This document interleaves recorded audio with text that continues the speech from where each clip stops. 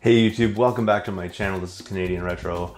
I've got my pickups and experience here from the Barrie Game Exchange, which just happened here on the 26th of August. Pretty awesome event, as always, put on by my buddy Nintendo Hodge and his crew. And just an amazing event again. Lots of different vendors. I saw a bunch of different deals there for sure. I mean, there was really good prices I felt for a lot of things, just a lot of those things I already had and things I was looking for some reason were just a little bit overpriced. Sometimes that's the way it goes. But needless to say, I did walk away with a few things, mostly from Cartridge Club members for the most part. So we'll get into that to begin with here. So starting off, Derek from Two Dorks hooked me up with a good deal on a GBA SP adapter. I probably have some of these sort of in my storage or whatever, but I did find a 101 model not too long ago, and I wanted to get a charger for it so I could play some games here, just because most of my collection, like I said before, is packed away. So really awesome right there for sure, and he hooked me up with a bro price on that, which is really wicked. Moving on from there, I also got hooked up from Josh, who is also known as Creeplead on YouTube, and he hooked me up big time for these. He found me some D&D books that I didn't have already, and these are second edition ones. So when he showed me a picture of these, I was like, yeah, absolutely, I want those. And he hooked me up with these for free. So I can't remember what he paid for it. I don't think he actually told me, but I think he found them in a thrift shop, and pretty cool. So Forgotten Realms, which is what I used to play back in the day. This is Ruins of Adventure, this module, so really cool and in pretty decent shape. Maybe a little bit of yellowing, but that always just adds a little bit, I think, to the vintageness of this particular thing. And then also Advanced Dungeons and Dragons Treasure Hunt, which if you're not totally aware of this, this is actually, and I found this out after the fact, but this is actually one of the first campaigns that's set up in the Forgotten Realms. Just it wasn't named Forgotten Realms at that time, so I guess it had not been fully maybe fleshed out or something like that. But this again is a little bit beat up, so there is a little bit of tearing on some of the pages, but I mean fully readable, and again completely usable, and just really nice additions for the collection here. So thanks again, Josh, for the hookup for that, because he charged me the big amount of absolutely free for that. So again, I really appreciate that.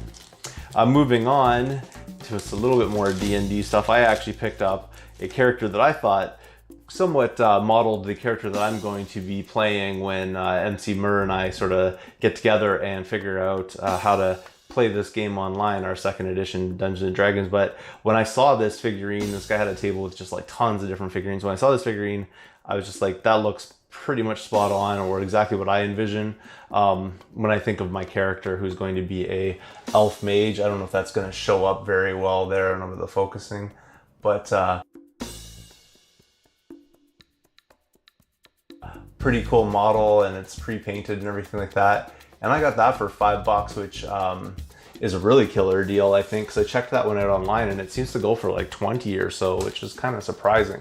It also came with this card here, again, focusing issues, but came with like a little stats card or whatever. Not really anything I'm necessarily interested in. I just wanted the figurine itself, but it did come with that, and that was a really good deal. I was surprised that it was going for way much more than I was expecting, like $15 to $20 online.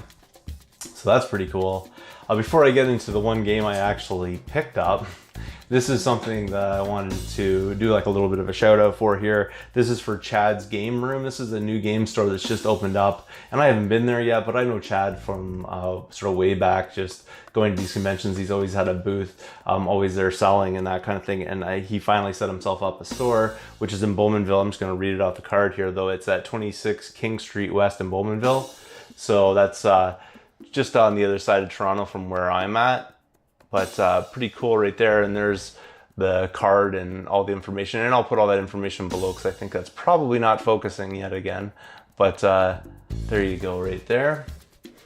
And then this last game, I feel the vendor was probably asking far too much for this, but in the meantime, what I did was I used a bunch of trade stuff that I had in my trunk of my car, you know, my greasy trunk deals, and I you know, used that, showed the guy a picture, and he picked out a couple items I put toward this, and then I just sort of paid him like, I don't know, I think it was like 20 bucks or something on top of that. Probably could have made a little bit more selling off those games, but honestly speaking, I really wanted this, and to trade, especially knowing how much I paid for those other games, I think all in, I have probably invested in this like $35, which I think is reasonable, and that is Mega Man 6.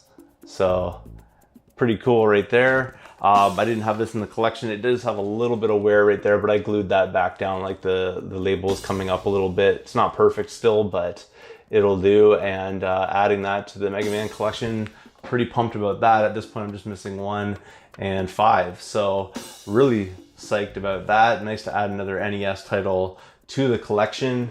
To go with the rest of this, I'll show you a little bit of footage here from the Barrie Game Exchange. We are again at the Barrie Game Exchange. You can check this all out here. Pretty awesome event. You can see there's tons of people on the floor right now. We are about, I think, like an hour into it, so pretty good. The regular admission came in about an hour ago.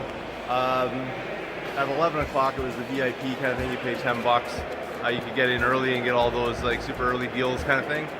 Really great event going on here. Vendors seem happy. I'm pretty happy with it. I'm sort of wandering around here trying to find deals. There's a lot of top quality items, but a lot of things, you know, I see I already have in my collection. So what am I going to do about that? I don't know necessarily. But like I said, this is a great event. If you ever get a chance to come to Barrie and check this out, it's definitely worth your time. I'll give you like a nice, good view here of everything that's going on here at the Barrie Game Exchange. So here we go.